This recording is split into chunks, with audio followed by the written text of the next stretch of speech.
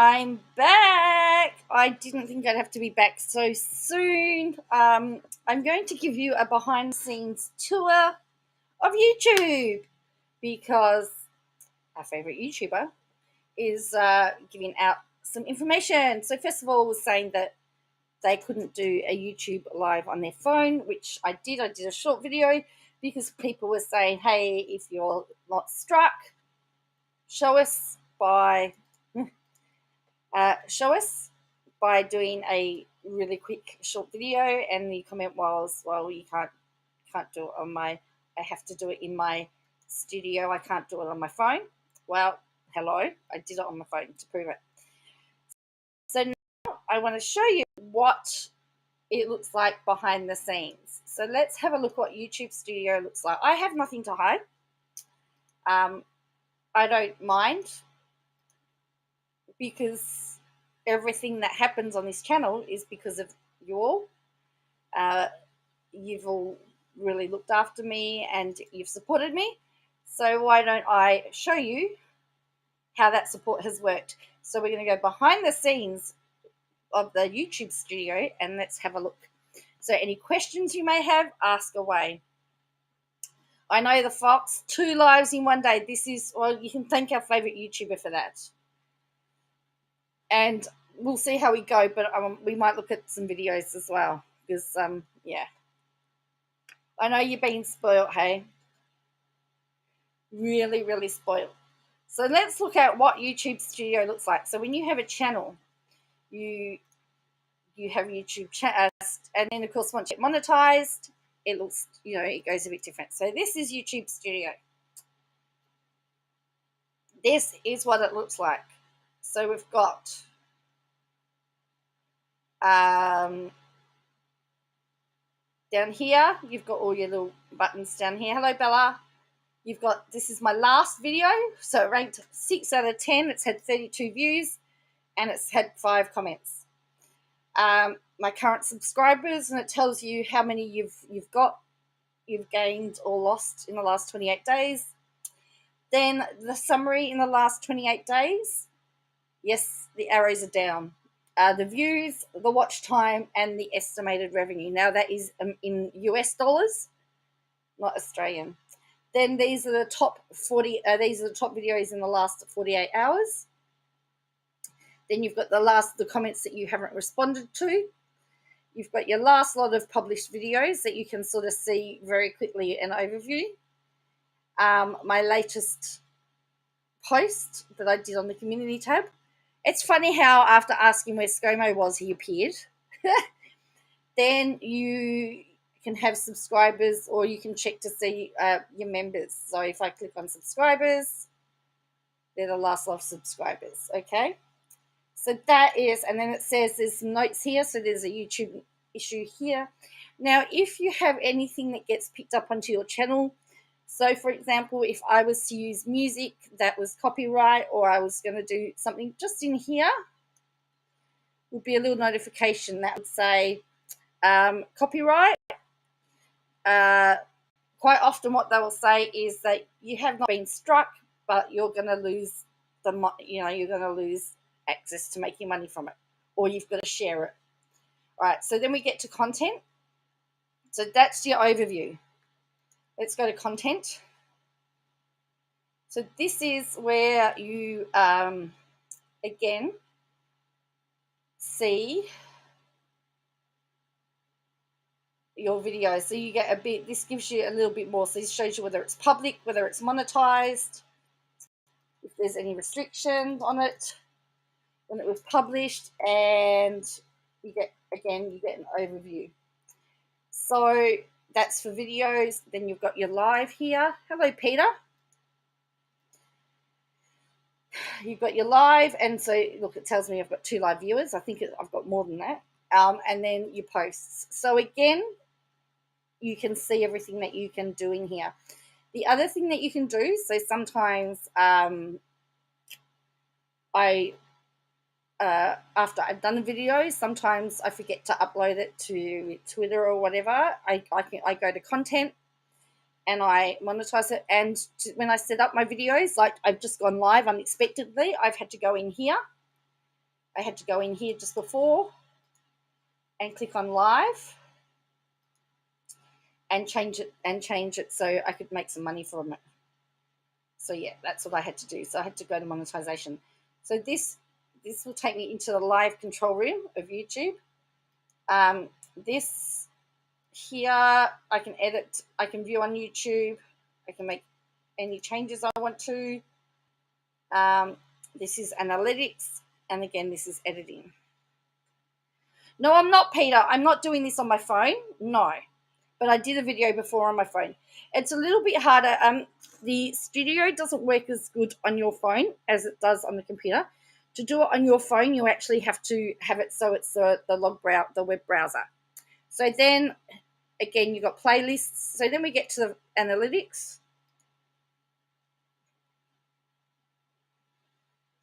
This is where we get to the real fun part. So this is my overview.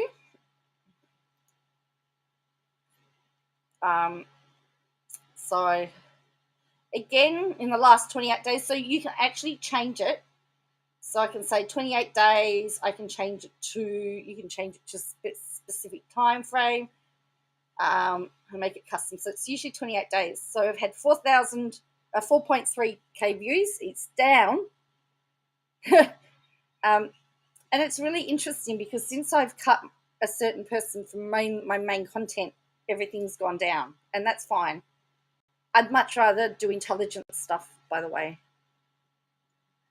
No photo, no, that's right. And that's the other thing, there aren't any filters, no.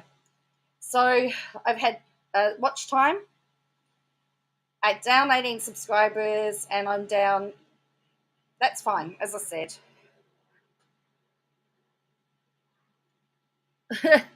I'm sure they will shoot up when I cover short orders press conference, that's right. So again, now this says it's updating live, real time. So the subscriber count is real time. I've had 245 views in the last 48 hours, and there's the breakdown again.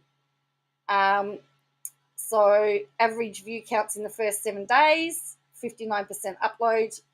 So you get lots of information here, and then live streams. A top video in the last 28 days here. All right, so then we've got the reach here. Impressions, so these are the things that people have clicked. So impressions are every time they click. So whether you, so here's the traffic sources. So browse features, YouTube search, notification, shorts feed, channel pages, and others. So that's what impressions are. Then we've got, I've had 77.9K impressions, 34.9% from YouTube recommending my content. I've had 2.3K views from the impressions, and so every time you get recommended, so that's how it shows you. External traffic, 2.6 comes from external, Facebook, Twitter, Google, DuckDuckGo, and Facebook Messenger. Then the other, another lot comes from playlists, so it comes from here. And then there's this playlist here, WOACB versus everyone. So there you go. I've got traffic from there. Then how people have found me, Melissa Caddick, William Tyrrell, myself, Summer of 69, Katie Joy. So the searches that have been done.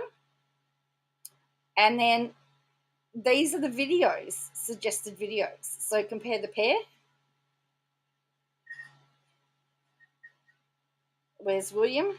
It takes all sorts. That one's not. Okay, so this is where the traffic sources have come from. And then we get to engagement.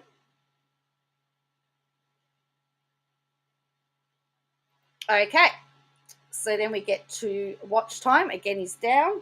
But remember, everyone else is going back to work and everything. Everyone's got less time, and that's how I see it. Although the average view duration is up. This tells you about audience retention. So this is key moments for audience retention. This actually tells you at what point in the video people start watching, and it tells you where they start dropping. So if you wanted to know you know, if there's a key point. So that was this video, typical retention. Hello, Cal. So if we look at Bruz versus Google, this one had better retention rate. It's funny how the high retention ones are all the friendly Geordie ones. Hey, look. So I'm back. What did I miss? That started off with really low retention and then came back. Let's have a general chat. So again, bad, you know. Whoa. So that is retention. So then these are my top videos for watch time. And then top posts, image, text, and video, everything. And my top playlist is, oh, that's a private one. That's me. Is Katie Joy WOACB and Plating Videos. And then the end screen, top videos by end screen, Bruz and his new girlfriend and his new love. And then the top cards. No one actually goes and clicks on my cards, which is interesting. So then we get audience. I hope this is helping you understand how this all works behind the scenes. So I'm down 35% on returning visitors. Unique viewers are down, subscribers are down, and members. Members, it says I've lost 3 members, but it's up 50%. I can't wait there. All right, so this tells you how this goes for new viewers who return. So this one was a moderate, and then low. And then this tells you all the other channels that your people watch, which is very interesting. See, Friendly Geordies is the top channel that everyone watches. Very intelligent crowd. Oh, look, there's this one.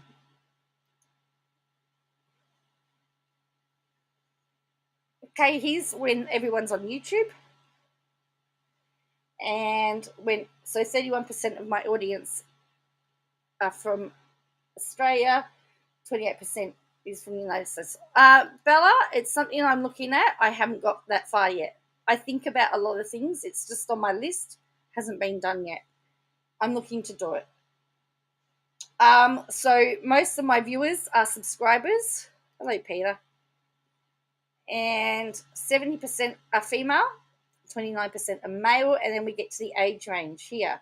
Between 45 and 54 years of age, most of my audience are. So they're my age. I've got a few adding. So it's very, very interesting. Then we get revenue. Hey, Angela. So this tells me, you can see here, as I said, I don't mind because essentially you guys help this channel. So you can see I've gone down a bit because I'm not doing as much as I was. And you can see here the videos that I've made money here. They've made me money. My revenue sources, transaction revenue and YouTube Premium, estimated ad revenue. And then these are the ad types here. And then channel memberships, super chats, and super thanks. So there you go. That's that part of it. So that's just the analytics. Then you get to so when people do comments, I generally just click on comments, and usually, yeah, you can see my response. And then there are some, if they're held for review, they're there. I always check that. Subtitles. All right, here we go. This is what I want. This is the part of the analytics we need to see. Copyright.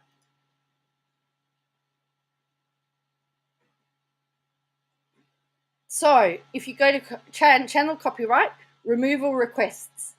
You haven't submitted any copyright takedown requests, messages. Now, for some reason, there's something that they're telling me that there's copyright.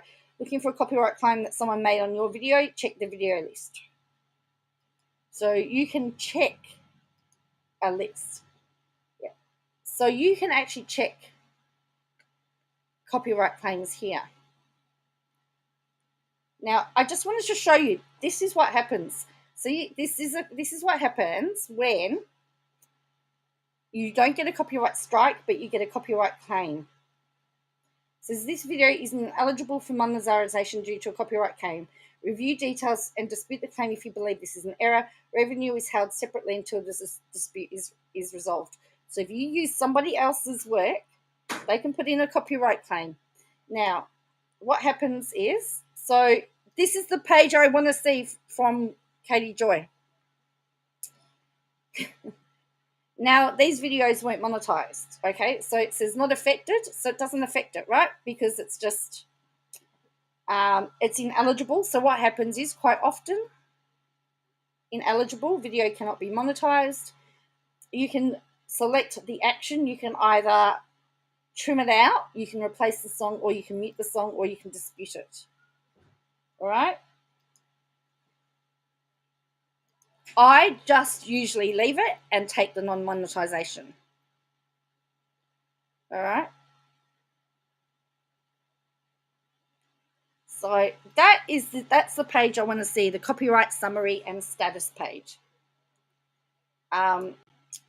So this is the section. This is the page I want to see. Katie Joy has listed. She showed her dashboard and said she didn't have a copyright strike. What I'm saying to you is that I want to see her copyright page. So for this one says copyright claim and one more. Hey Kiki. So as I said, you will normally get a copy. So these are claims. These are claims. These aren't strikes. A claim is not a strike. A claim is you can't make money off it. Okay. Oops.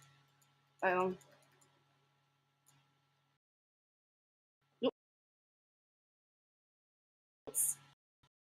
So off, unlisted. So that's what it shows. Okay.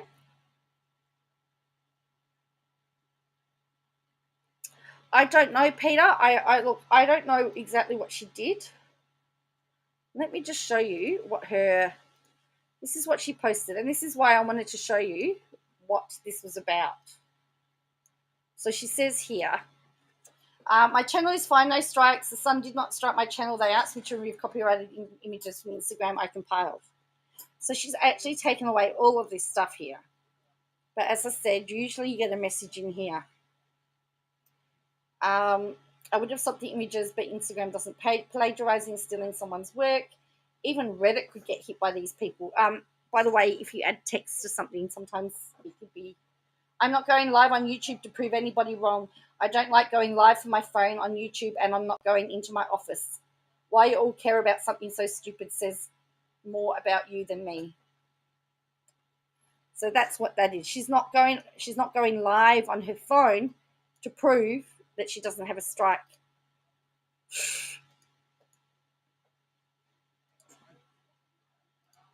And so I'm showing you the screen that she should be showing, the copyright screen. Because that tells you any claims. That shows you any claims that have been made. That shows you, and if there's a strike, that's where that will appear as well. So show me the copyright page, Katie Joy. Show me the copyright page.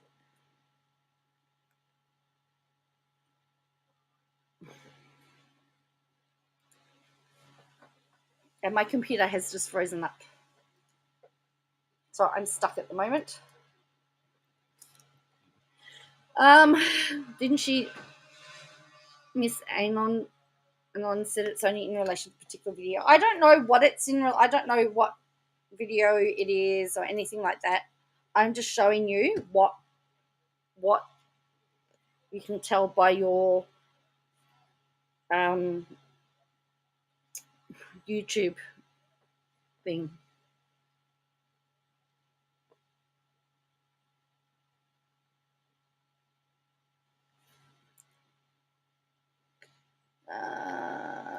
no, that must have been. Yeah. Oh, there we go. I've got movement. There was movement as the word had got around. Righty, is this one going to work? Cool. All right. Oops. So yeah, I took a photo of that because I wanted to have a closer look at it.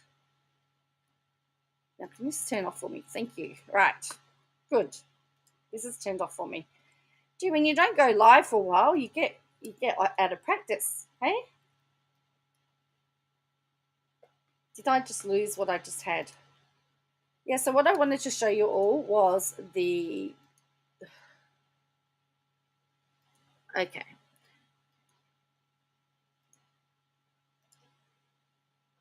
Yes, well, the interesting thing was, we've seen that Buzz is taking Google to court as well. Don't forget, Buzz is taking Google to court because they didn't remove the videos.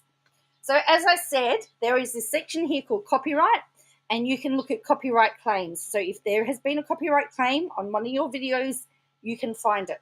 As I say, they often make it ineligible. What they will sometimes do is they'll say that you've got to share it. So any profit that is made, you've got to share.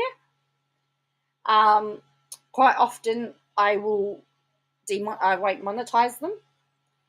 So that is the section that I want to see. That's the page. Monetization is the next one that you get to see.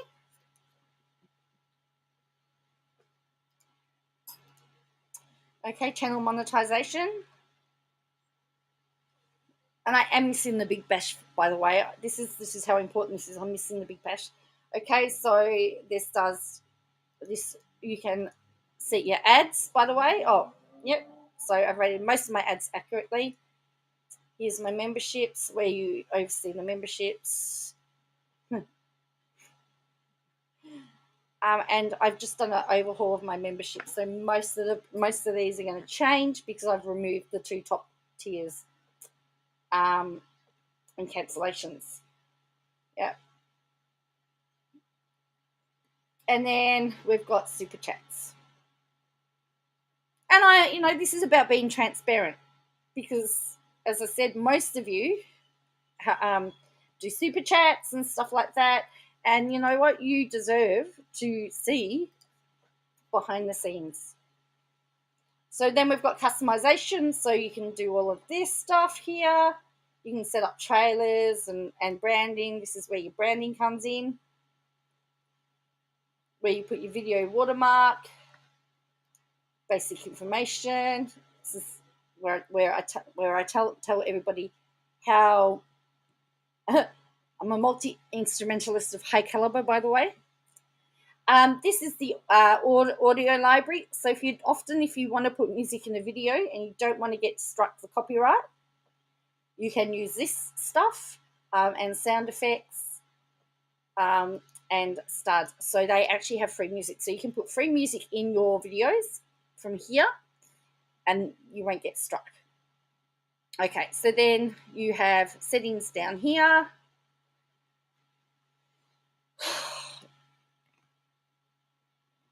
Oh, really? Nice. All right, I'll have a look in a minute. So permissions and community and all of that sort of stuff. So where I've got where I've got all my mods.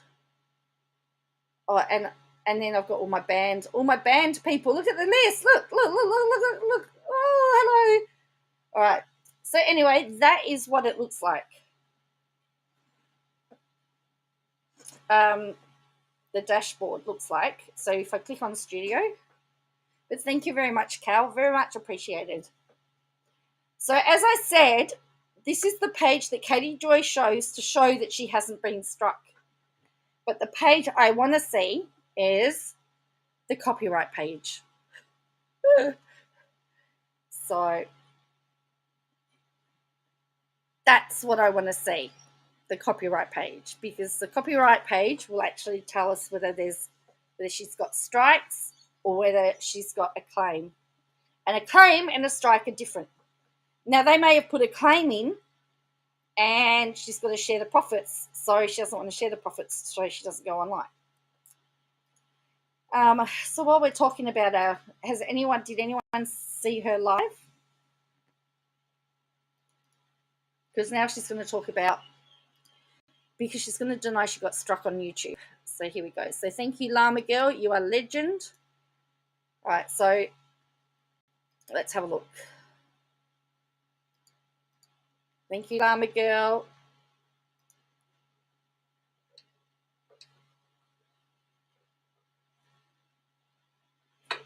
Hey guys. Hi.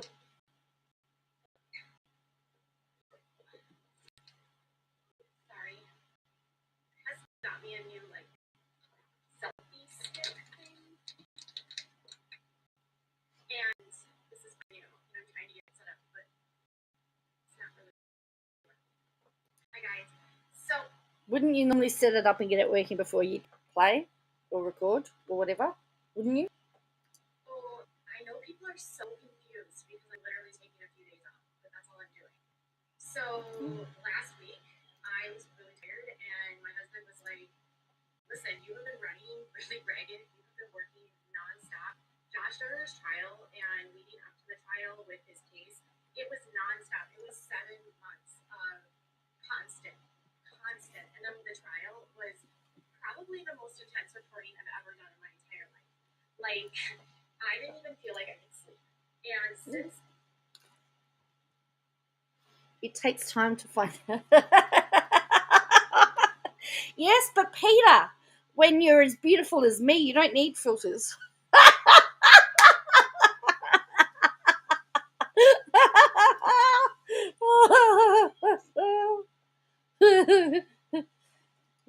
I don't need a filter. it has been nonstop. It has been so many sources constantly reaching out to me. It has been thing after thing after thing after thing. And I was feeling burnt out. I was feeling exhausted. And I wanted to take a break. And then the irony here is that when I don't take a break, I get accused of not taking a break. And then when I take a break, it's you got your YouTube channel struck. And I'm like, dude, no, my YouTube channel is fine. The reason why I'm on Instagram is because it's very simple. I can Instagram right here. I am in my living room and I am sitting on my puppy chair and I can like have my doggy underneath the covers. My son can sit on the couch and we can just like, I can Instagram. But when I go onto YouTube, I have to go over to my office and I have to. No, you don't have to go into your office to go onto YouTube. I don't have an office. I'm in my bedroom. Film. And I have to edit. I have to do my images. I have to do my thumbnails. It's like a whole thing. Like literally, when I do a YouTube day, it is in my office for 8 hours. Editing does not take very long if you know what you're doing. Because I do 2 or 3 videos.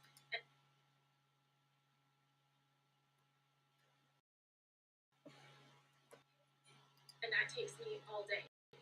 And that means I'm going to be sitting in my office chair for 8 hours doing uploading, editing, filming. It's a lot. Images. And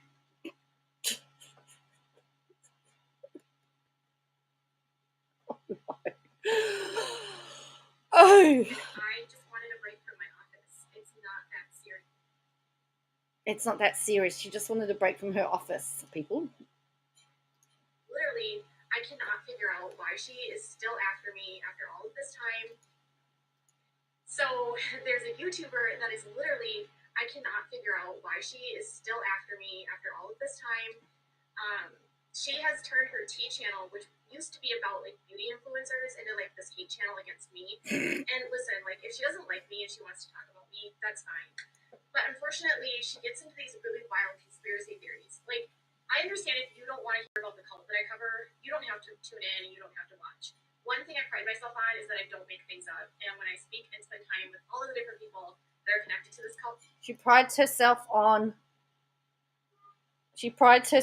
not making things up. Just remember that, okay? That's what she prides herself on, not making things up. well, I protect them because I'm concerned about their safety and their well-being and not becoming targets of their family members who have left. And so I have zero reason to make things up. I also have a good track record of not making things up because Oops.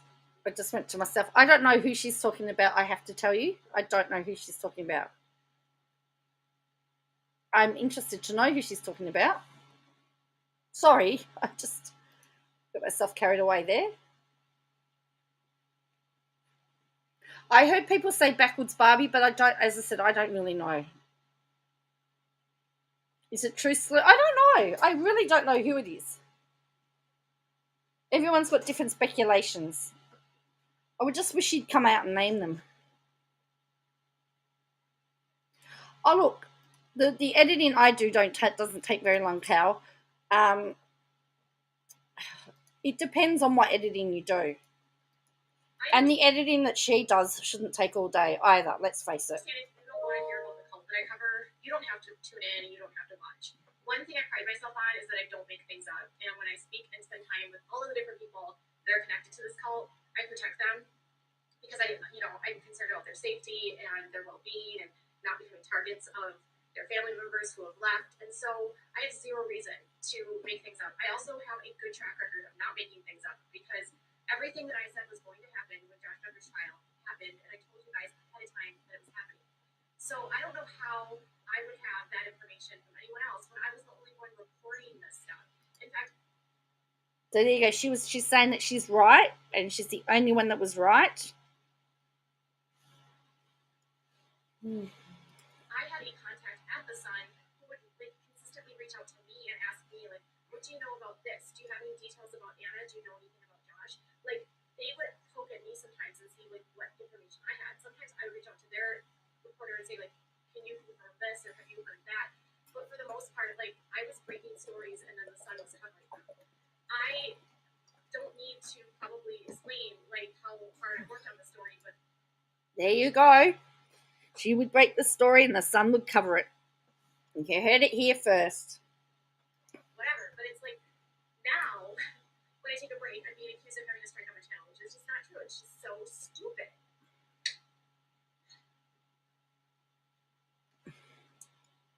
Anyway. For me, she'd be best to say nothing, in my opinion. Because the more that she's trying to convince everybody she doesn't have a strike on her channel, the more, in my opinion, the more she's trying to convince us she hasn't, tells me she has. So I just wanted to show you guys my channel. Like, this is what my dashboard looks like, and the only reason I've iced out, like, I've blacked out or whited out certain parts of my dashboard is because, one, it has the revenue on there, which is none of your business.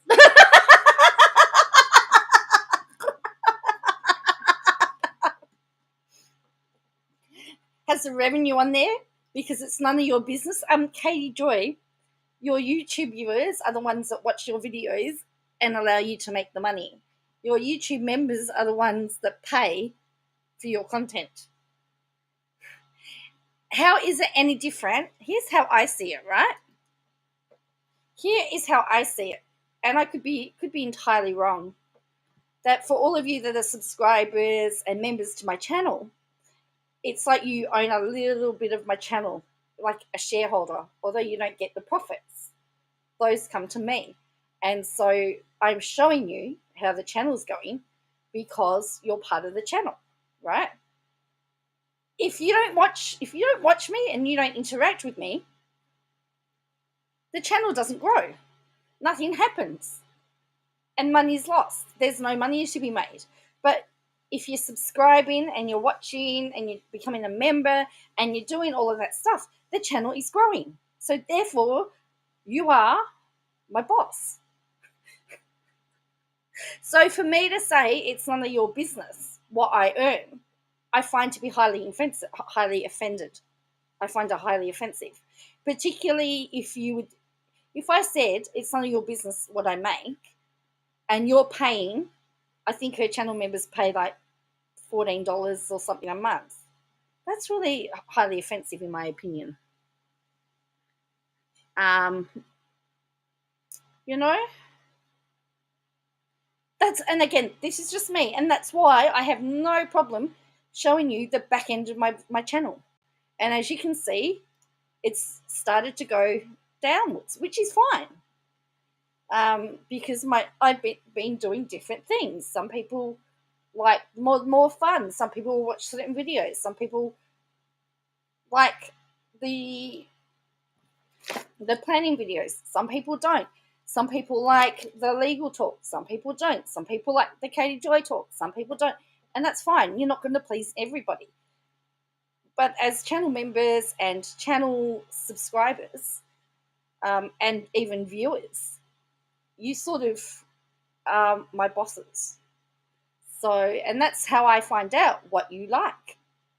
That's what all the analytics are for. So for her to say it's none of their business, well, yes, it is their business, because it's like they're shareholders, in my opinion. Parts of my dashboards, because one, it has the revenue on there, which is none of your business, and then it has like all kinds of like analytics, which is really like private information from a business perspective, so I shouldn't have to share that. If I had a strike, it would be either above where it says the latest video performance, which obviously there's nothing there, or sometimes it'll show up in the middle of your page under channel analysis. I have not had a strike on YouTube in like 2 years. See, she says under channel analysis, which she's blocked out.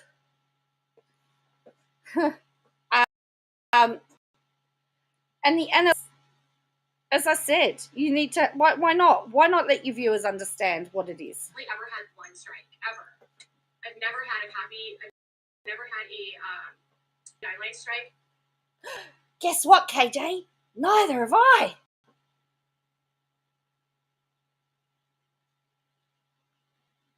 Oh, I forget. I've got mods now. I've got Peter here, so I've been trying to. That's why I've got a mod.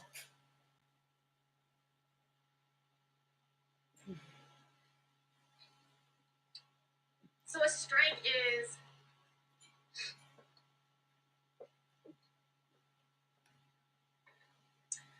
like if you break a community guideline, or if like another creator copyright claim strikes you.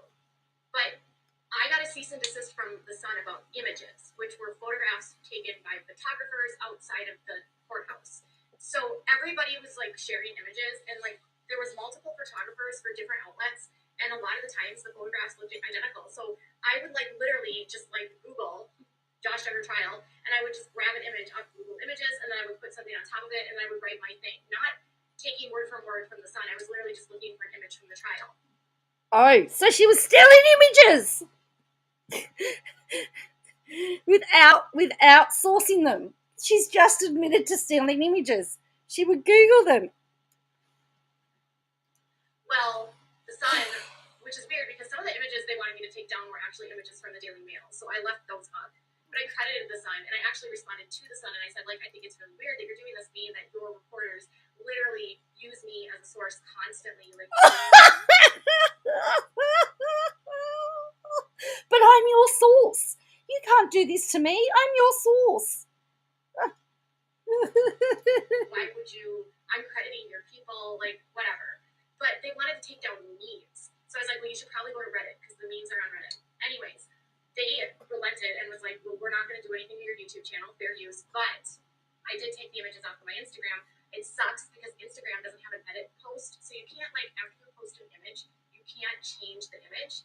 So I ended up having to remove whole posts that had my own content on them simply because of the image. And it sucked. Oh, everyone get out the little violins.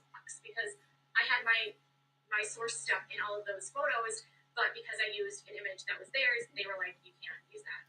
Why didn't you just copy the text? Why didn't you just copy what she'd written and then repost with a different image? So I know what my supporters, but it's just, you know, I feel like I've ignored this for over a month, and they always do this. Like, anytime they see my channel doing well, they have to, like, start attacking me, and, like, you know, they want to take my subscribers, which is fine, whatever. I don't care. Like, if you want to make your content about me, that's fine. I'm going to be continuing to focus on a cult that's destructive, which is more, I think, I don't know.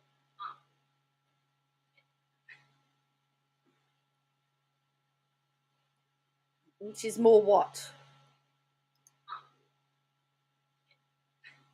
Imagine going after a YouTuber that reports on cults and getting mad at the YouTuber making things up about them because you don't like them because they report on cults. It's so weird. It's not the fact that you report on them, it's the speculation and everything. I'm not, and I can't see my comments very well here. Anyways, I do follow the rules.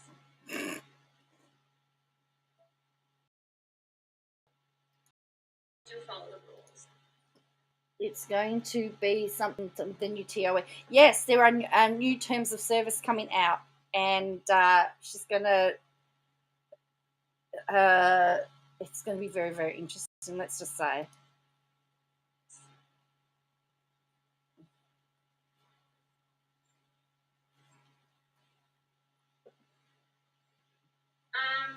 No, I don't. I use a filter on Instagram, but I never use a filter on my. And I'm only using a filter right now because it has eyelashes. I have no makeup on, and all I wanted was like eyelashes, so it's an eyelash filter, and it might smooth out the face. I think maybe adds like a little bit of blush.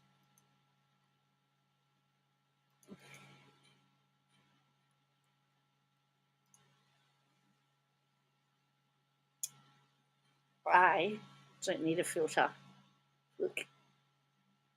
With a face like this, who needs a filter? Sorry, I don't know. I don't know what I'm on.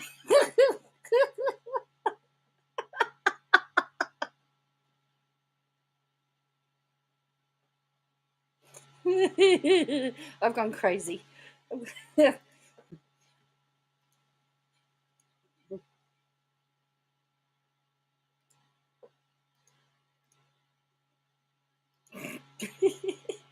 I don't have like blemishes or anything. Oh, my necklaces are kind of a mess right now because I got 2 necklaces for Christmas. One's for my she's got no blemishes. People. My son and one's my husband, and I couldn't decide which one to wear. And I'm not trying to make a fashion statement, so like people that are gonna say like I don't know how to layer necklaces, I honestly just wanted to wear both because my son got me a unicorn necklace because he knows that I love unicorns, and then my husband fixed my chain that has the heartbeat for my son on it. He had it fixed for Christmas, so I just wanted to wear both.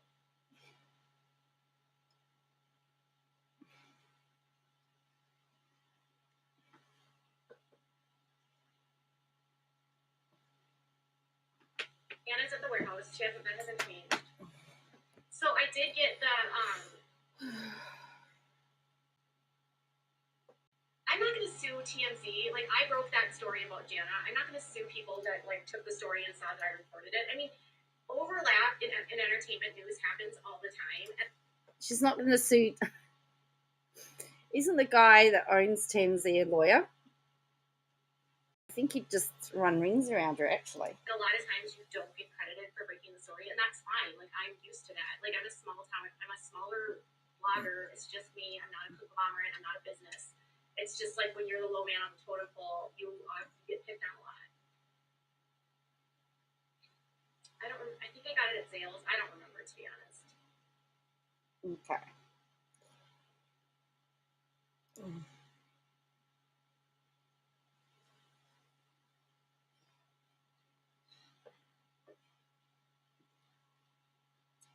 We're still waiting on the police report. We did an FOIA request for Jana's police report, but I think a couple outlets did get it. I wasn't lying. She did lie to the police.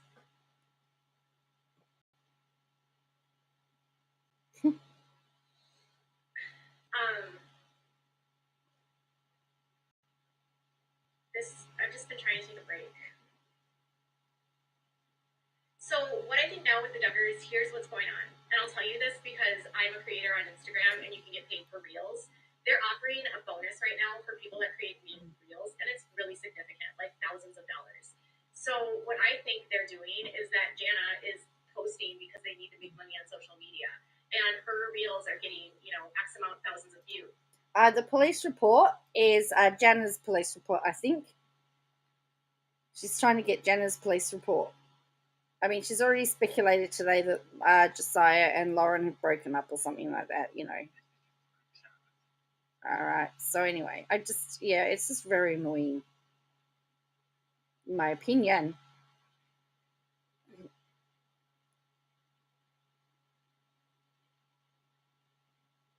Hmm. If you make 9 million views, she could be making a good chunk of change for this month. So I think that's why Jana is posting reels, is because there's a reels bonus that's very lucrative right now. So all of them are trying to make money on their Instagram because Jim Bob's out of a job and they don't have a show anymore. Jim Bob can't post on his Instagram to make the same kind of money. And so there is a reels bonus, and I think it's like $8,000 if you get 9 million views. I don't get any kind of views like that on Instagram at all. But like if you can get 9 million, they will give you an $8,000. So she's clearly doing it for the money right now. And what? And you don't do your YouTube for the money? Come on.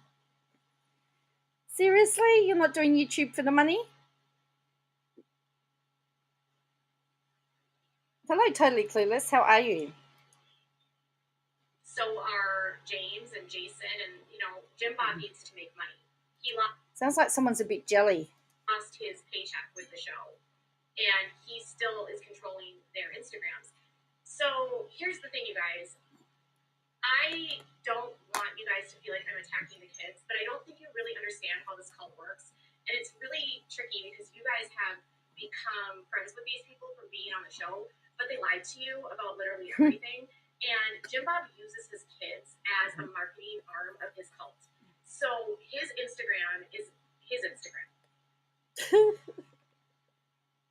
Took the words right out of my mouth. I've lost the plot. So he controls all of the kids that are underneath him. And if they abide by him and still look at him as an authority, he says to them, I want you to post some stuff for Christmas, or their Instagram manager tells them that. So he has an Instagram manager that he's had for years. I can't remember what his name is. So when it comes to their social media, it's all about their brand. And with the brand, it's all about how the brand looks. Isn't that what you do?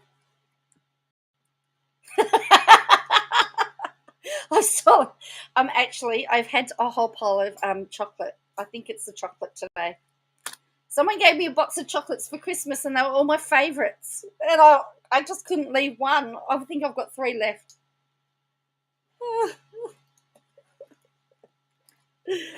It's the chocolates. It's the chocolates. I blame the chocolates. No, I blame the states. If the Prime Minister can blame the states for messing up, for not having enough rat tests, then hello, Prime Minister, short order, then I can blame the states too. In case you didn't realise, short order Cook is the Prime Minister and Bobby the robot cat is the Deputy Prime Minister. We took a vote today because the Prime Minister was MIA. ScoMo was MIA and then came out and spoke for 40 minutes about nothing. And so they've lost this case, right? Josh Duggar is in prison now. But they still have a brand to maintain. And I know it doesn't make any sense to you guys, but it makes sense to the people that work and live in this cult. He still needs to make it look like everything's fine and hunky-dory. Because when the show was on the air, there was like dozens and dozens and dozens of families that moved to Northwest Arkansas. And he has created and amassed like hundreds of people around him in Northwest Arkansas that literally live off of his every single word and look at him like he's some sort of rock god. And people that have left this world literally do liken Jim Bob to a cult leader. Like, that's him. He's like the marketing extension of the IVLP. So is Gil Bates and Hilly Bates and all the Bates kids. So when you see their glossy Instagrams and they look really cute and pretty, you have to realize that they're inviting you guys to go to church. Gil and Kelly are always inviting you to go to the seminars. So are Jim Bob and Michelle. It's a marketing extension of the show, of the cult. Even John and Abby promote for the cult. They post going to the conferences. All of them go to the conferences still. I think the only one that I haven't seen recently at the conferences, obviously Jill and Derek are not part of the conferences, and Ginger and Jeremy. But everyone else is still involved to some degree. So when when they post on Instagram, everything is going through that silo. And Jill and Derek literally talked about how the silo worked. Like, they had to get permission to post things. And if Jim Bob didn't want it, or if the network didn't want it, they didn't post. If you noticed anything about the Duggars, is that it all comes in waves. And if you pay attention to how they mark, all comes in waves, really?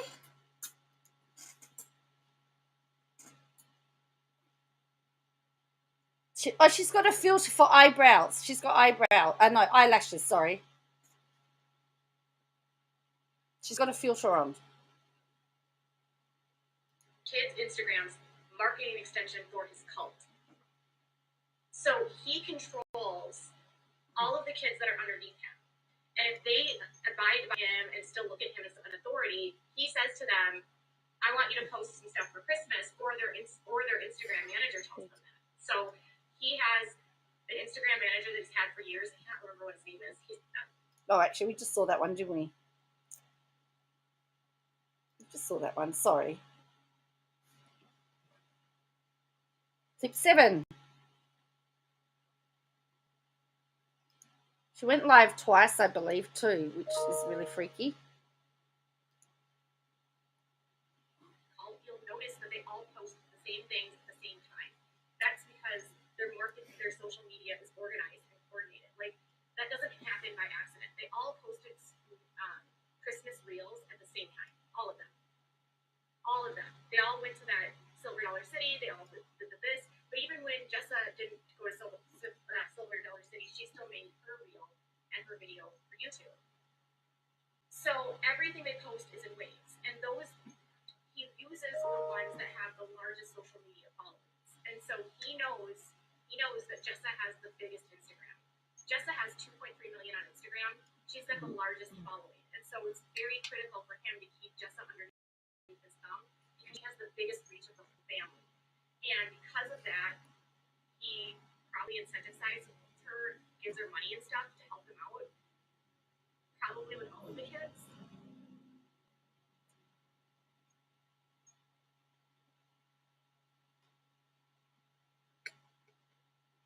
Yeah, so he just basically does marketing and propaganda, and that's all he does. That's all he does. And so when we are looking at the posts, you need to stop looking at them. If you really want to objectively understand how Jim Bob and this cult works, stop looking at it as like Jess is posting a photo, or that Jan is posting a photo, or that James is posting a photo, or even that Joy is posting a photo. Stop looking at it like that, because it's not what it is. Same with the Bates. Stop looking at it as Kelly and Gil are just sharing some things about whatever. It's all directed towards the cult. So when KJ posts, no, there's been nothing on YouTube. So when she posts something on her Instagram, don't look at it as her sharing a picture. Look at her as her trying to recruit to a cult. It's all directed at, look at us, look at our Christian family. You can have a Christian family like us, join our cult, come to the conferences, try our homeschool stuff, go to our website and see all the different resources that we offer. Here, this is how we do parenting. Here, this is what we do for training. This is where we send our kids. These are the books that we read. And then they have Amazon links and affiliate links and all of it. It's just like a machine. It's not like, there's no individuality. So when you're looking at their Instagrams, you just have to realize it's the person behind that. The brain is Jim Bob Duggar.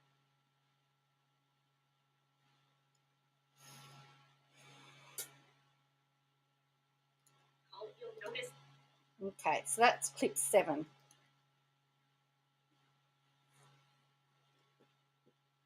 Okay, we're up to clip 8. Oh, she compares the IBLP and Scientology. Oh, great. Oh, no.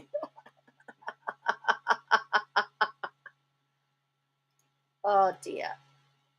The way that the IBLP markets and the way that Scientology does is very similar. A lot of the cults, they need to get people out into the public that are recognizable to the masses.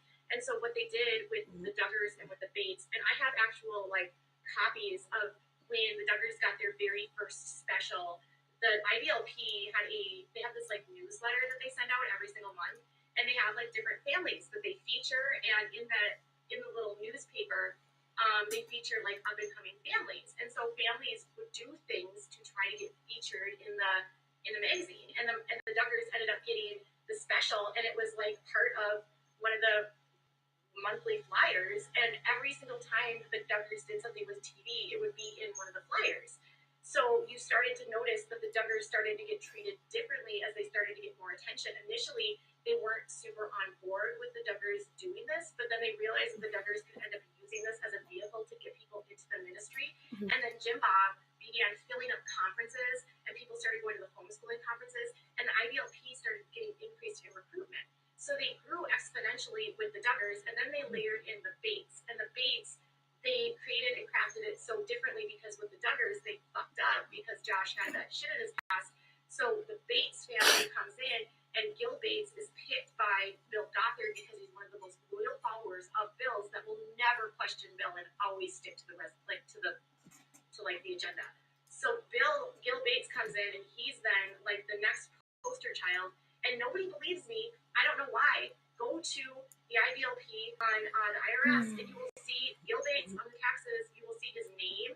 He is listed on, if you go to the business registry, Gil's on there. He's on their taxes. He is on the taxes for the Alert Academy, for the Institute of Basic Life Principles, for the nonprofit and the for-profit side of the house. Like, Gil is like, this is the IBLP, and this is Gil. So when you start thinking about how they are marketing, this is how it works. They've just gotten better with it.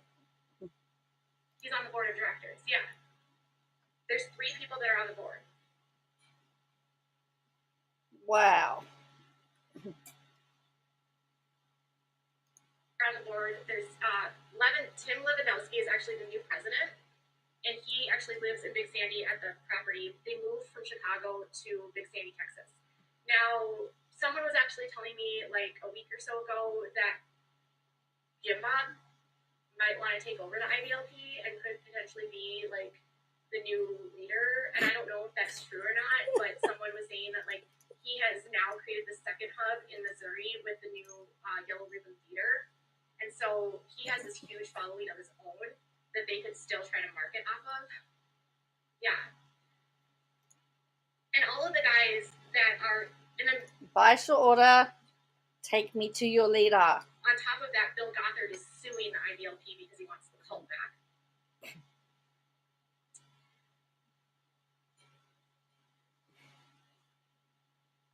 Jim Bob's primary mission this entire time has been the IBLP. That's literally all he cares about. He doesn't get... You guys, he makes no money off the IBLP. Nothing. And it's weird because if you talk to people that know him, you're like, well, why? Why is he so intoxicated with the IBLP? He's not getting kickbacks. They don't pay him. But it's the power. And it's like the prestige of being like the top philosophical leader and like the god. And that is addicting for some people. He has his own money that comes from outside revenue tracks, but he lost his main one. Oh, dear.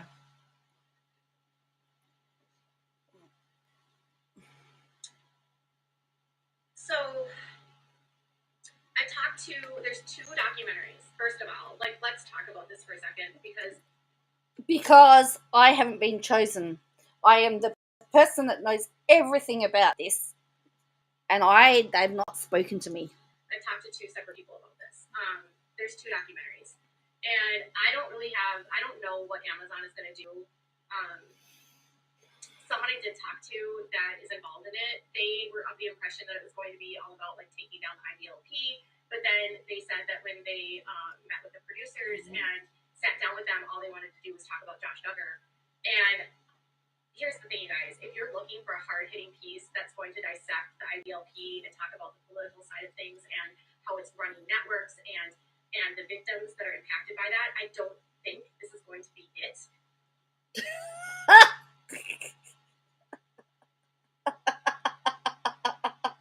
Like the Amazon is going to be a lot more of the salacious headlines that can grab you in and get you, like a murder mystery kind of thing. But if you want like a well-informed, structured piece about the victims and the experience of the victims and what the victims have gone through and the trauma and the healing and the recovery that they've had to go through as a result of the damage that's done, I think the better documentary is going to be the one that's being done right now on the victims of Bill Gothard. So there is a documentary group out of Seattle that has been working with some of the victims that were part of the lawsuit.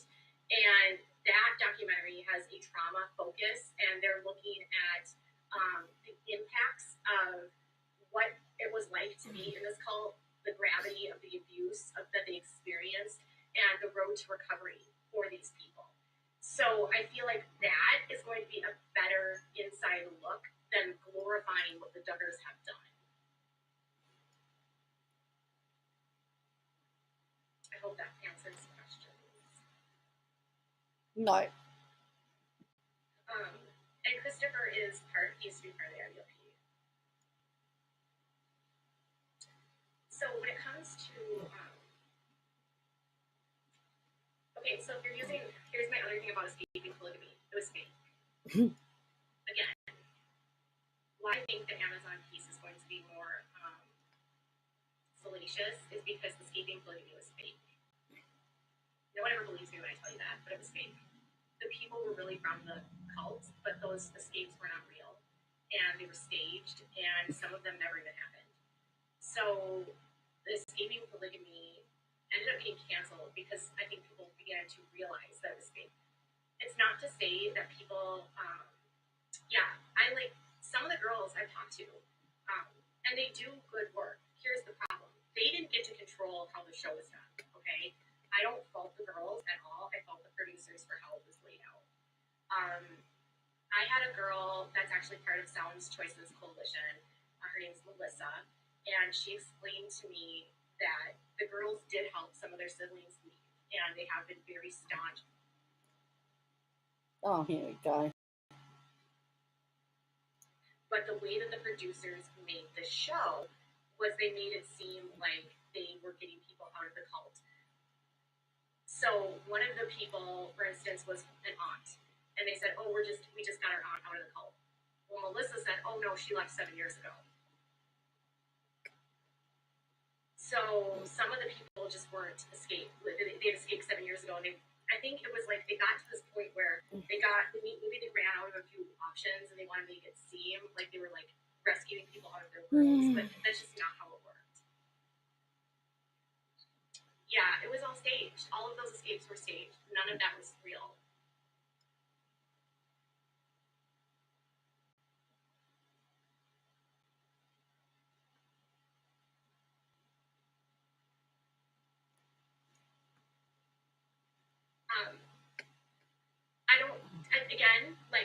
I've spoken to Amanda from Escaping Polygamy, and she's so sweet, you guys, and she's gorgeous.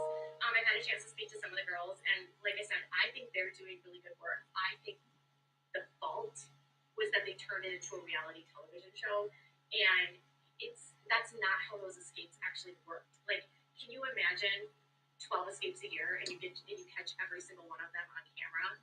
Can you imagine like how much work that would be, and like the practicality of that happening? When Melissa, who was from the same cult, really explained how some of these people actually left, it was very different than how it was portrayed on TV. I think the point of the show shows that people have to make brave escapes, but the fact is it was fake. They were staged. It didn't change. But yet, the Duggars, what we see on TV with the Duggars, is she saying that's real, or is she saying that's fake? What's the difference? The fact that these people did have to escape, they just didn't escape at that moment.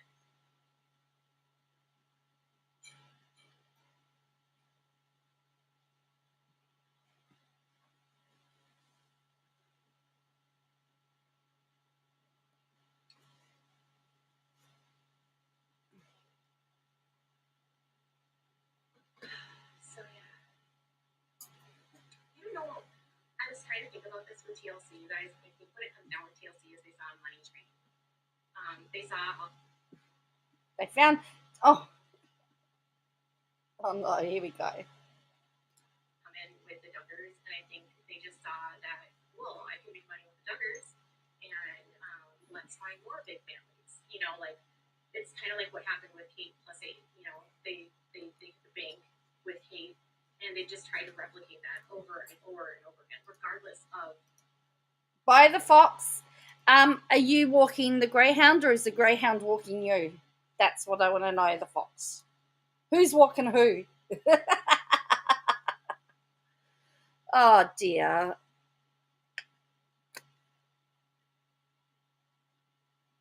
Yeah. Peter, have you got rid of it? Are you there? Have you got rid of the troll? Or would you like me to do it? The negative impacts to the children over and over and over again. I mean, Help Daughter, Sweet Home Sextuplets, the Doricos. They tell that to them it's just money. I mean, is it really healthy for women to try to have multiples so they can get on TLC? It's just. She's saying people are having multiple children so they can get on TLC. What?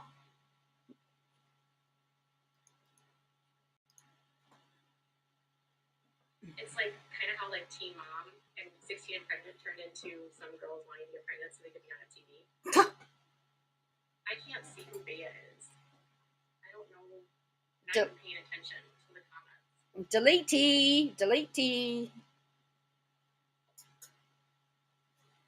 Everyone keeps saying block Bea, but I don't see her. I haven't seen a single comment from her.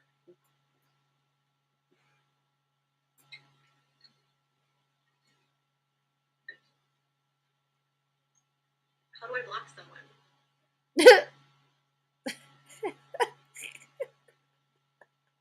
Everyone's talking to Bea, and she's like, I don't even see a single comment from this girl. Oh, really? The troll's still there? Okay, I'll see if I can grab him again.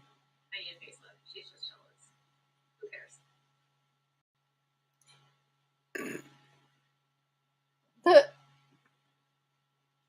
I don't know what KJ's looking at, Bella Marie. I don't know.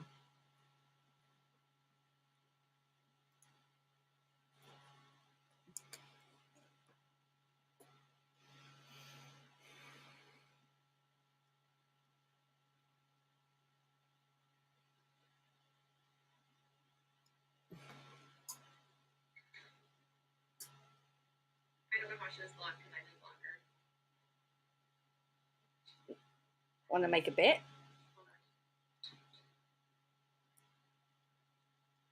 No, she's gone.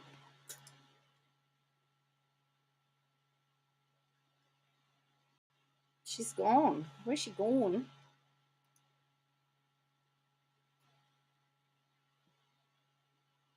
She's saying she doesn't know how to block somebody?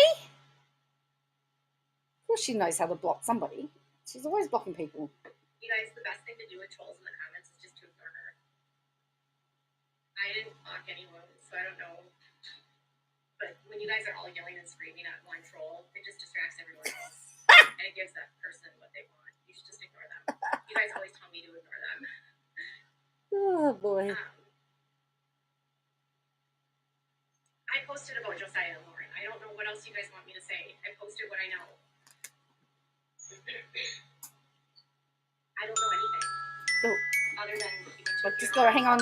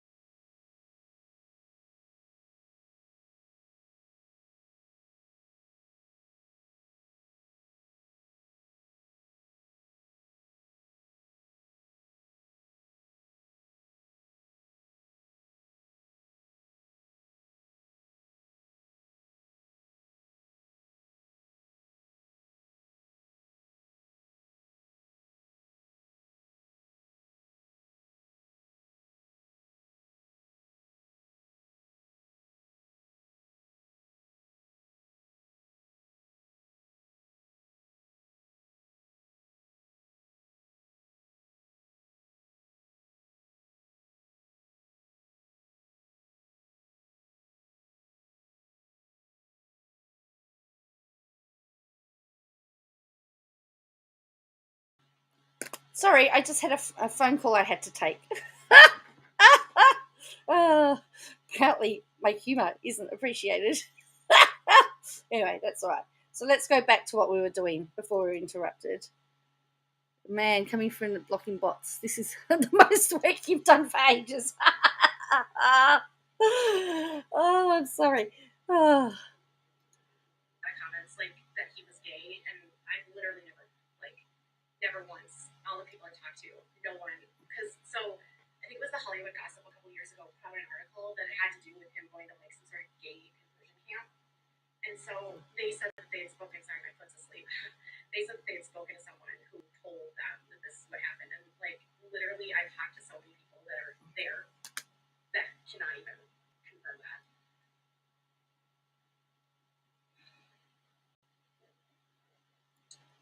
But no, that's not why he was sent away.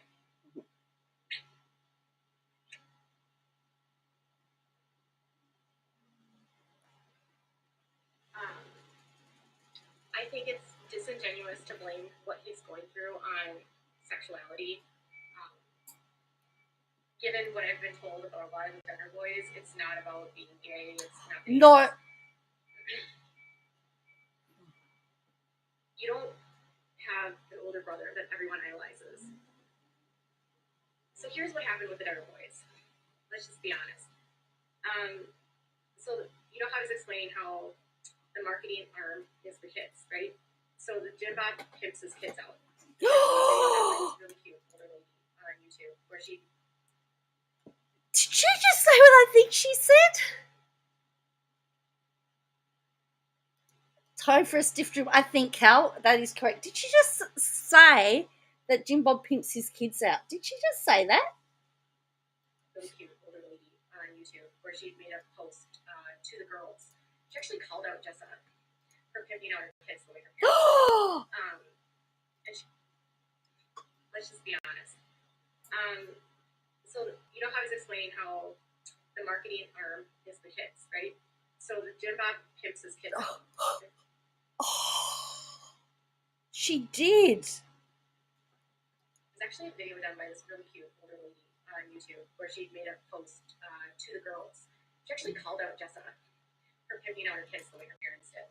And she wasn't lying by any means. There was nothing. Wowzers! That's all Llama Girl's got at the moment. Wowzers. Cannot believe. Oh, I don't know. We've got more. Here we go. Thank you, Llama Girl.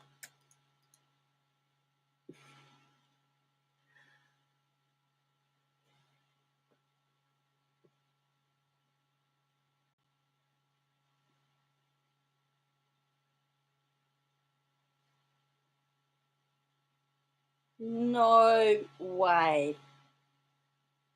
Right, here we go. The same way that her parents used her. So is Joy, so is Jill. They're all doing it except for Ginger. And she was just telling them, like, you weren't protected by your parents, but you can protect your kids. And I thought it was really poignant. Like, it's true. These are the same criticisms that a lot of people have with them. Like, there's just not a lot of privacy. And I've noticed that they don't have boundaries at all whatsoever. They think that everything, because that's been their model. So they grew up on TV and they didn't learn that there's privacy. It's really bizarre because they're all about modesty. But is there anything modest about giving birth? No. There's nothing modest about the most. And listen, I'm not a prude, but I've never really thought the most intimate moment in your life when you literally give birth to your baby is anything that anybody else needs to see. I know from my own experience, we didn't film it, we didn't take photos. Oh, please watch with clips you're playing from Llama Girl because KJ goes into more gross details. Thank you, Bella, for that warning. Yeah, I think we're about to finish because I don't want to hear about her birth stories. I don't have anything other than the memories, and that's all that mattered to me. When I was in labor, I was in so much pain. My epidural didn't work. I was vomiting. I was like, oh, here we go.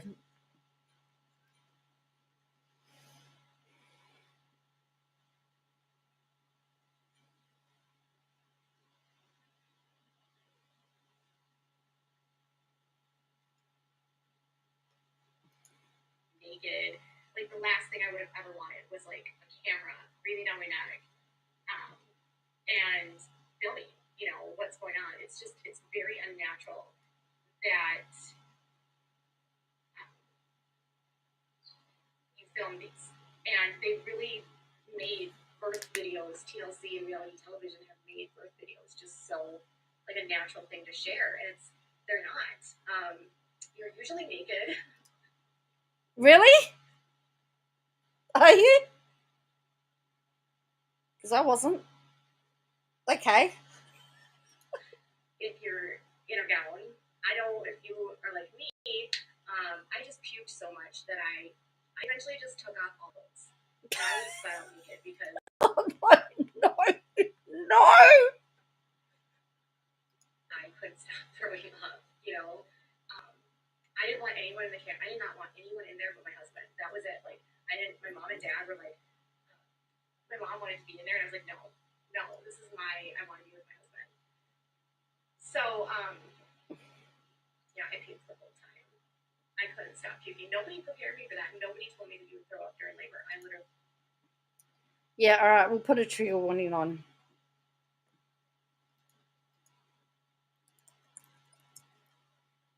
I mean, seriously, whenever it's KJ, it should come with an automatic trigger warning.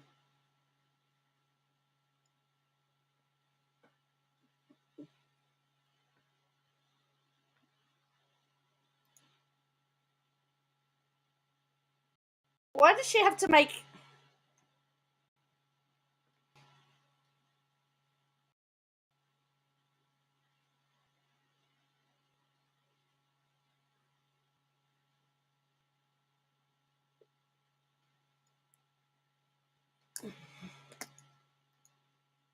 Threw up with that contraction.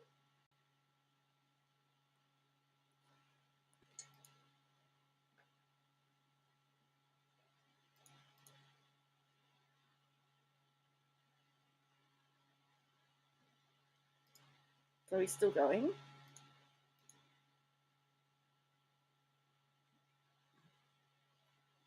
Made birth videos, TLC and reality television have made birth videos just so, like, a natural thing. That was it. Like, my mom and dad were like, my mom wanted to be in there, and I was like, no. I just lost it. I'm sorry. I want to be with my husband. So,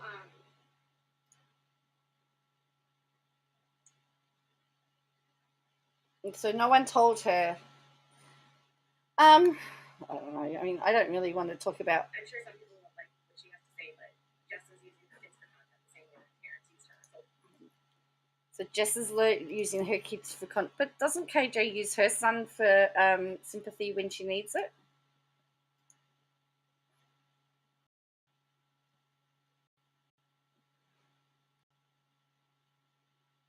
All right. Oh, no. All right. Then, like, Here we go. has photos of Gideon and videos of Gideon with his diaper hanging off his ass, with literally his ass on Instagram. Like, you can go through her photos and you can find a video of his diaper falling off with his butt hanging out, and he's like a year old. Or I don't go through people's videos. I don't go through videos. I don't go through people's videos looking for gross. I know. Who was it that talked about a banana? With their shirts off and their diapers, and like, those are the kinds of things, like, your kids' videos of diapers and babies with their butts. Like, you wouldn't want someone showing your butt to the world, so you shouldn't, like, you need to respect your child's autonomy. Doesn't she show you pictures of... Oh, there you go.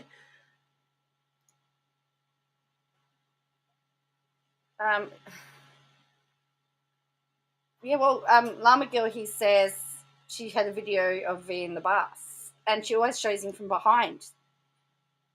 And I think, in my opinion, that parents use their children as an easy tool to lure in viewers, because everyone loves kids. But then you're taking the kids' privacy from them by doing that. Yeah, Jess's kids never wear shoes, and they're never properly dressed. Oh, okay. I don't wear shoes when I'm inside my house. I don't usually wear shoes outside my house either. I put shoes on when I'm going out. When I say outside my house, if I'm just walking to the letterbox or I'm putting rubbish in the bin or I'm even taking the bin out, I'll very rarely put shoes on. A lot of people don't wear... KJ, you would die in Australia. Lots of us don't wear shoes. In fact, I'm sure where Peter lives, particularly in the warmer climates, although you would wear... There we go, Peter says, who wears shoes? That's right. Who wears shoes?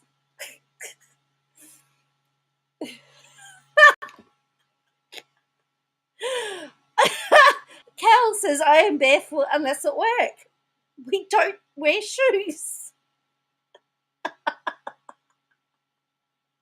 Unless we have to. Or else we wear thongs, or, as you say, flip-flops. If we have to put something on our feet to protect us from our feet getting burnt, we'll put those on our feet. But we don't generally wear shoes. Can you imagine that KJ would die in Australia? Maybe we need to send Barnaby to Minnesota to give her an education, because he's over in the US, I believe. I do too, see? All the Aussies. That's another thing that really bothers me. Yeah, Jess's kids never wear shoes and they're never properly dressed. That's another thing that really bothers me. Had a pedicure today. Well, that's right. Yeah. And again, don't come to Australia when it's summer, because we wear very little if we can, because it's so hot. But Jess's videos, her and Ben, they just, I don't know, they just look like very, very unhappy. You say they look unhappy. Isn't that what people say about her and Toad?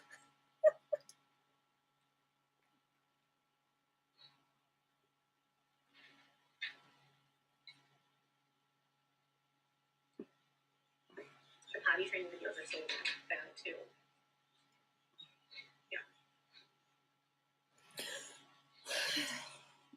Everybody does. Everyone potty trains. Every potty training is unique to a certain child. I couldn't. The way that I had to train my daughter was different to the way that I had to train my son.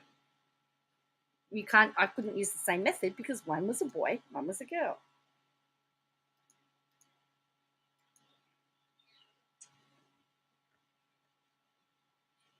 Yeah, Ben is unhappy. He's very grumpy. I was told he's very grumpy. If I'm being completely honest, I just don't think that marriages that are arranged by parents based on an agreement between parents always works out. And I think they don't really know each other when they're getting married, and they have to stay together regardless. And a lot of people that leave the IBLP after they're out for a few years, several have told me that they divorced their arranged marriages. Some stay together, but a lot get divorced because they don't get to pick.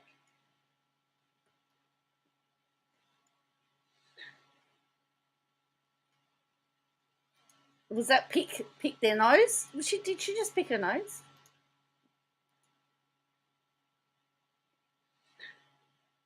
She's talking about picking. Get to pick. Look, pick. She said pick.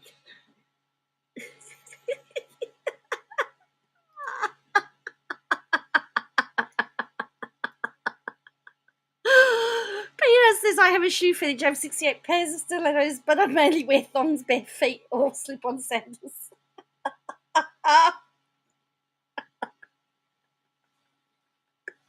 She's talking about picking. There we go.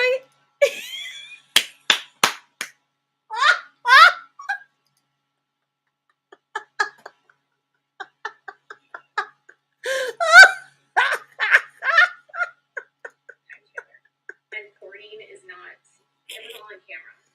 You have to understand. So let me get back to the show. When the show was going on, they didn't really have to work. So they had all these side businesses. They wanted you to think that were making them all kinds of money, which wasn't really the truth. The Duggar boys never really had to have full-time jobs because they didn't have to rely on that income because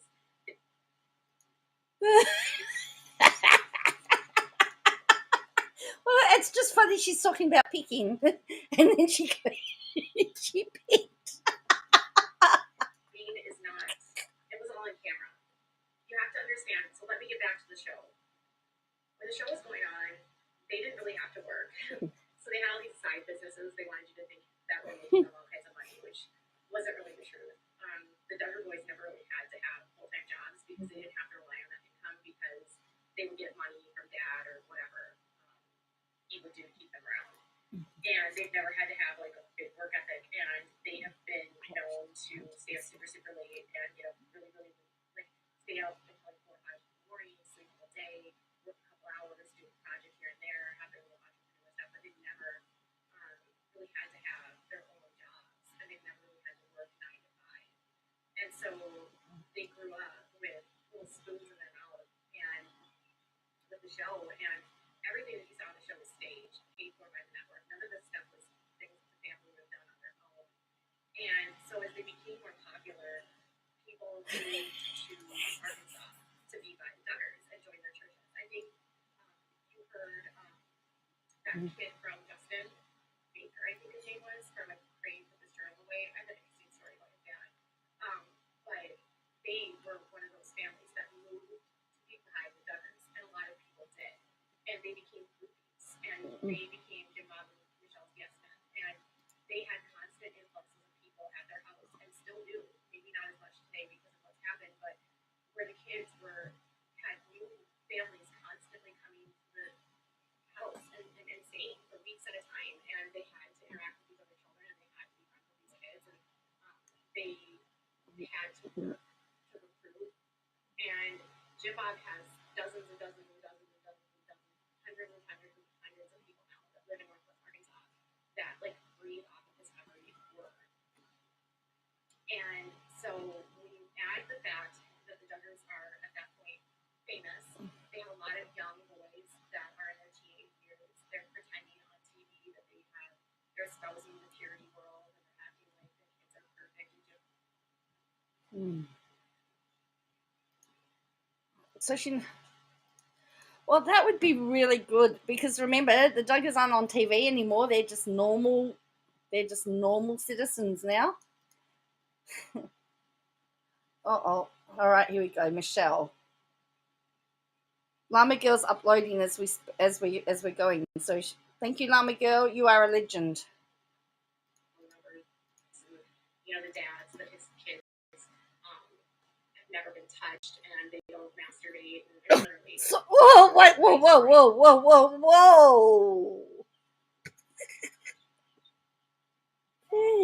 All right. Trigger warning, people.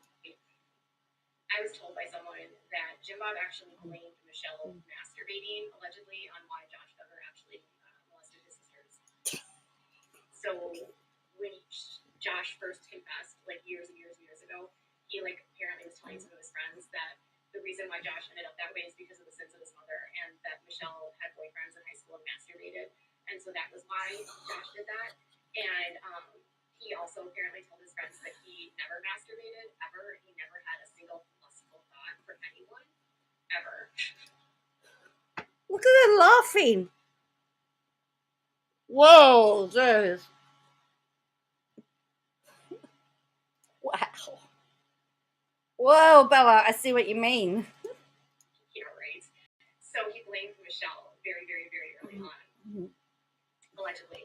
And I've heard that story from multiple people. But that's not the kind of stuff that you will hear on television. You'll just hear him say, Michelle brought baggage into the marriage. But yeah, apparently she struggled with masturbation. Come on, it's not a struggle with masturbation. Literally, teenagers masturbate. It's like coming of age. Anyways, it would be weird. I think it would be more weird. Oh, no. Oh.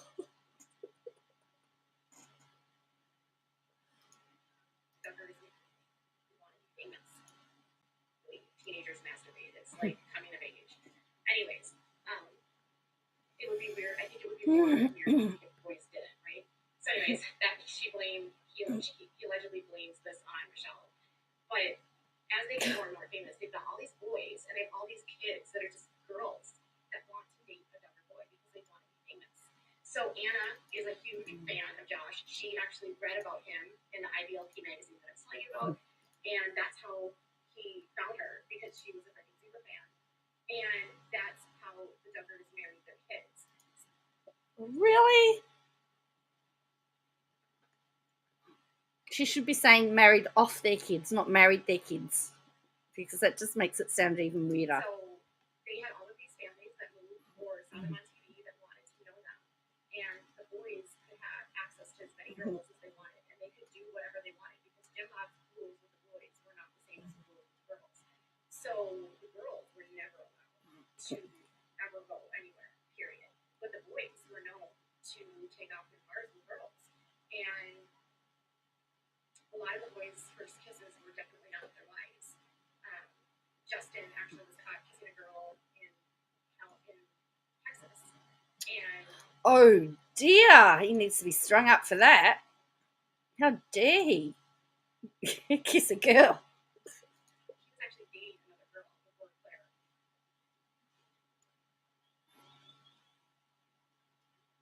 Oh wow, how dare he?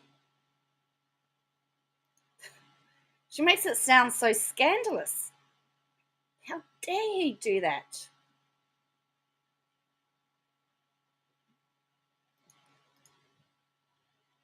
I keep hoping that it's gonna end.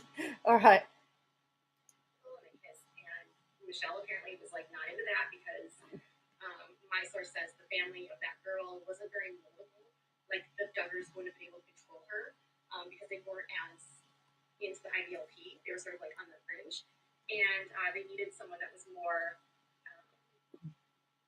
deep, and that's how they picked Claire. That's how they found Claire because Claire's parents actually used to work at a training center. They actually worked at the Little Rock Training Center where Josh went. They've known the Spiveys for years because they used to counsel kids like Josh. That's how the Spiveys come into all of this. So they set them up. Michelle broke off the relationship with the girl, and they then thrust Justin into the relationship with Claire to fix the problem, and then they got married. Like her choice of words are concerning. How does she know all this? It has to be Amy. Because right away. So Justin, he also wanted to send Justin to the Alert Academy during the same time for his rebellion. But Justin didn't want to go, so Justin just got married. But the other boys also had girls, and they could do whatever they want. Like so Carlton Bates and Joseph Duggar dated, and Joseph actually lived with the Bates, and Joseph and Carlton got physical, and the dad split them up. Well, that's what I'm saying, Cal. Thrusting wasn't really a good choice. To say that they thrust the two of them together is probably not a very good choice of words. Not when she's trying to prove.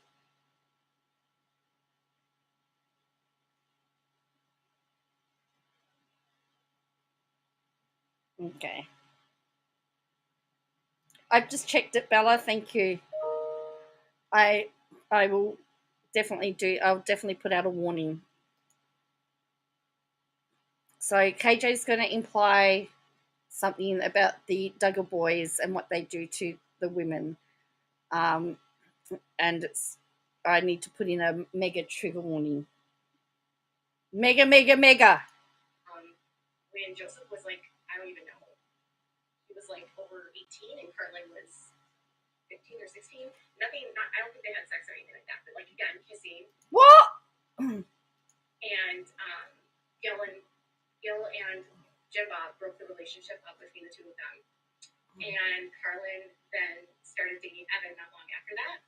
And Evan also comes from a pastor's church in Florida, where the pastor is also an IDLP. So again, Evan is from that world as well. So yeah, Joseph and Carlton got split up. But there's also like same message keeps coming up. These guys, I think so. I think we're deleting a bot. Yeah, I don't.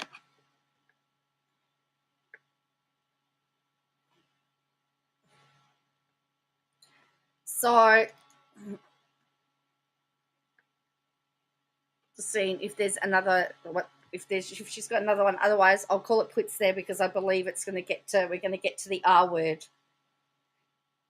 That's what she's accusing the Duggar boys of doing to their wives, and I don't think that that's her place to say. No, there we go. Yeah, I think you're deleting the bot. So anyway, yeah, I think that's a really good. I think we know where this is. We know where this is heading. So I want to thank you. I'm going to head off now. I'm going to catch up on the Big Bash. I've got some other stuff to do as well. So I want to thank you for joining me. So I really wanted to show you behind the scenes of the studio to show you exactly where everything sits. I didn't have a copyright claim to show you exactly where it sits, you know, where that you get all your messages, but I wanted to show you behind the scenes. And as I said, as far as I'm concerned, you are entitled to see how much money I'm making from the channel. Because many of you contribute financially to that, and I'm very, very grateful to all of you that are members, for those of you that give super chats and super thanks. All of that money goes back into helping me, you know, keep this channel running. I need to also, you know, I need to invest in a better computer and a better camera and all of that. That's all going to come with as we keep building this channel. So I want you to see that. I want you to see how the analytics work, you know, how I can find out whether a video works or not, what the best, I mean, Friendly Geordies was a hot topic, certainly. You know, Katie Joy is also a very hot topic, but I don't want to talk about Katie Joy all the time. But as I said, I also did the short to show that you can actually record from YouTube on your phone. You can also access the studio on your phone, but you've got to go through the web browser. It's a little bit more fiddly, but it can be done.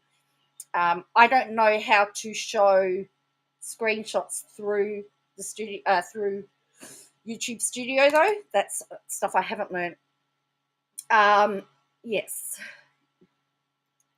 I know that totally clueless. But I was saying before that I consider you to be part investors into the channel, that you are part owners. You watch it, you support me. It's like being a shareholder. That's how I see it. That's how I consider it. It's your channel as much as it is mine. I just get the money. You get the enjoyment, I guess. So that's how I see it. And that's really why I have no problem showing the behind the scenes stuff.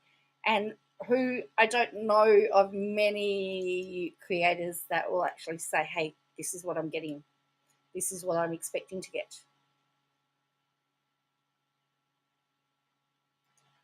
Yeah, I don't. Also trying to show Joe doesn't make us delete comments because it's against the channel. I need to get rid of bots. Well, that's right. I only get rid of bots. You know that sometimes stuff gets a bit heated. We have some big disagreements here, but I try to keep everything here, even the negative stuff. I think it's really important for transparency, and we do just get rid of the bots and the spam and the people that, you know, that are literally causing trouble. But yeah, I really wanted to show you that I've got nothing to hide. This is about transparency. You know, if one day I'm making, you know, $10,000 from the channel, I'll be sure to show you. But that's a long way off. But I also wanted to show you that, you know, I haven't been streaming a lot. I haven't been doing a lot of stuff, and that's reflected by the numbers going down, and that's fine. You know, that's part of the ebbs and flows of YouTube. I've got nothing to hide. I guess that's really what I want to show you. I've got nothing to hide, and there's no ulterior motive. Cool. Yeah, I don't really have a business model yet, Cal. I'm still I really should. I actually have I have a planner here that is actually it's called Me Goals, and it has a whole pile of goal setting stuff in there that I haven't actually started doing there. But what you do is, so this is going to be my social media planner. So you set out your goals for the week, and then at the end of the week you sit and you do a review of how you went. And so that's really where I'm going to go. And then right at the back, which I really like, is finances. So yeah, but I've tabbed it all up, and I'm making it pretty with stickers as I do. So and this is my little saying for this is what you are incredible even when you don't feel like it. That's what I want you all to remember, that you are incredible even when you don't feel like it. So yeah, so this is like how do I want to feel in 2022, what I'm looking forward to, habits I want to kick, what I want to adopt, what fears I want to cover, my top 5 goals. Don't expect to see a change if you don't make one.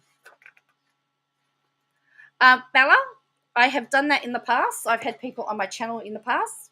I'm happy to do that again. When I was doing Friday, I would normally do it on a Friday night. So if I can stream again on Friday night, telling them that, I will probably do that again. Yeah. Here's another one. Here's another quote for you. When writing the story of your life, don't let anyone else hold the pen. So there's definitely lots of goals. So it says, without goals and plans to reach them, you are like a ship that has set sail with no destination. And that's really my YouTube channel at the moment. So I'm really just trying to nail down what it is I want to do and what I want to achieve. But this is a Me Goal planner. So this is Me Goals, M-I. Yeah. So I got that. So yeah, I'm going to actually do a video and show you all my planners. That came in a subscription box that I got from Aussie Biz Chick. If you look at the video that I did of the unboxing, that is there. So it came in a subscription box because I am a sub box. I just love getting subscription boxes. So I got that, and I got this. And I got Erasable Textures, which I'm having lots of fun with. Erasable Textures. Wait, where are we? Look at this. Look. See if it will zoom in for me. They're called Crayola. Take note. And one side is the texter or the highlighter, and the other side's the eraser. Do you know how much fun I've had? Anyway, so that's just some of the stuff. But yeah, I've done a video, the Ausbiz Chick sub box it came out of. But I'm sure if you Google Me Goals, MIGOALS, you'll find it in there. I did cover it because it does have this is what it actually says under it, and you know that I don't use cursey words. So I covered it up. So now it says, be someone else looks forward to tomorrow. So anyway, so that's what that is. Anyway, yeah. So I'm going to do I'm just going to get all the planners together. Look at them all that I'm taking into 2022 with me, and I've got one more that I'm not holding. To see, I've got one more that's too big. I'm going to film all the planners and what they're all for. They've all got a different purpose. But anyway, I'm going to do all of that. But anyway, thank you for joining me. I just got totally off track. Yes, for the do you want the Ausbiz Chicks, the subscription box? There was also a book. It was a really good book that I got about branding. If you want to, particularly, it's for women that want to start in business, and it's to grow your business, and also that's the link for Ausbiz Chicks. I'll see if I can find Me Goals. It's very interesting. You can get a it's called the Me Goals Gold Digger. You can get the Gold Digger planner, which is gold. Remember to like as you leave people. Yeah. Here is the Me Goals link. So you can be a gold digger, not a gold digger, a gold digger. So it's from the Gold Digger range. Well, I don't know how she went, but you can get and that I believe this is the A5. So it's got a monthly, and then it's got a weekly. So the thing is totally clueless is they all have different jobs. Oh look, we got another bot. They all have a different task in them. So they're all used for a different reason. So yeah. It says I have a sticker for everything. Anyway, cool. All right. I'm going to catch it all later. I'm going to go and watch the rest of the Big Bash. And I got my peanut M&Ms. And I'm going to go watch the rest of the cricket, and I will catch you all again next time. Bye for now.